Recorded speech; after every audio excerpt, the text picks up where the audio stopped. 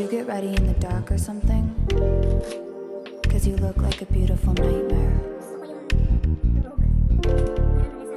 Don't you know?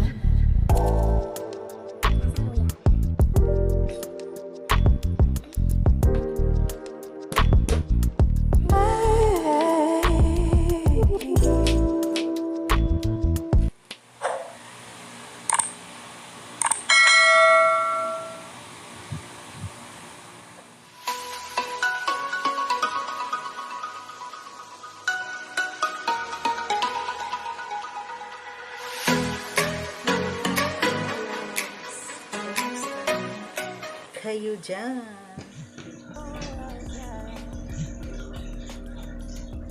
Gagawa tayo ng tawag ito ginger tea. Magatan natin yung kahit mga ganito lang kalaki na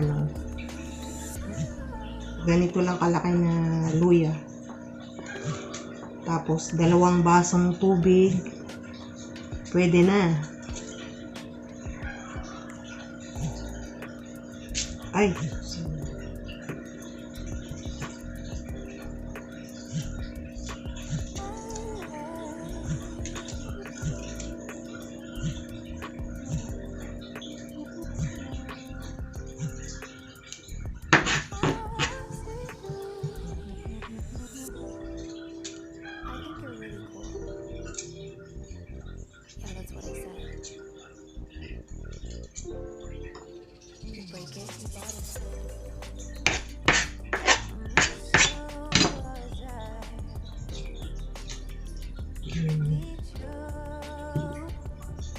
lasan muna natin.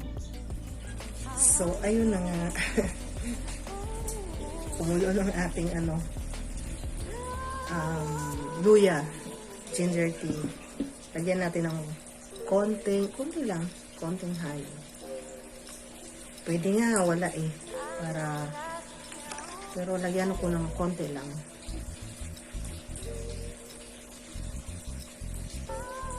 Para may lasa man lang konti.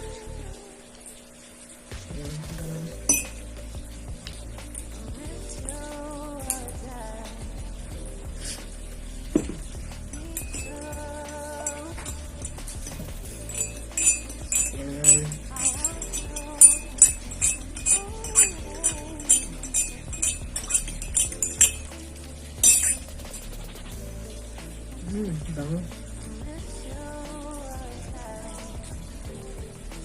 Ang bango.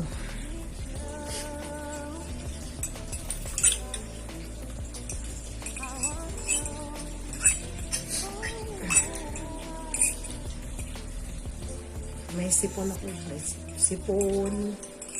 Yan ang ubo. Sipon lang. Kaya iba ang boses.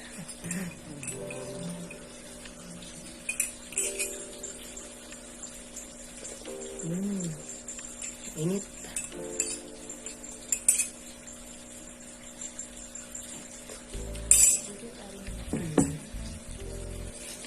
Ito may dagdag kaalaman. Marami pa kayong pandan sa inyo. Pwede itong gagamiting pantaboy ng mga ipis. Oo, ilagay nyo lang sa mga gilid-gilid. Lababo, sa ilalim ng sa kabinet para hindi mamamaha yung mga ipis. Parang dito, spray. Ayaw kasi nila ng amoy ng pandan kaya lumalayo sila. Kaya organic tayo. Kung marami kayong pandan, pwede yung gamitin pang taboy ng ipis. Maraming pandan leaves. Maliban lang doon. Siyempre ginagamit ko ng pagkain nila. Buko pandan, yung mga ganun. Masarap din to sa halo sa sa sinaing. Yung mabango. Parang basta mabango yung kanin.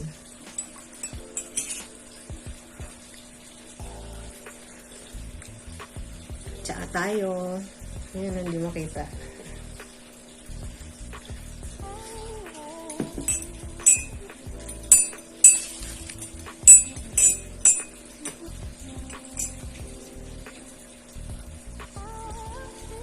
Salamat din pala sa yung pagpanood at sana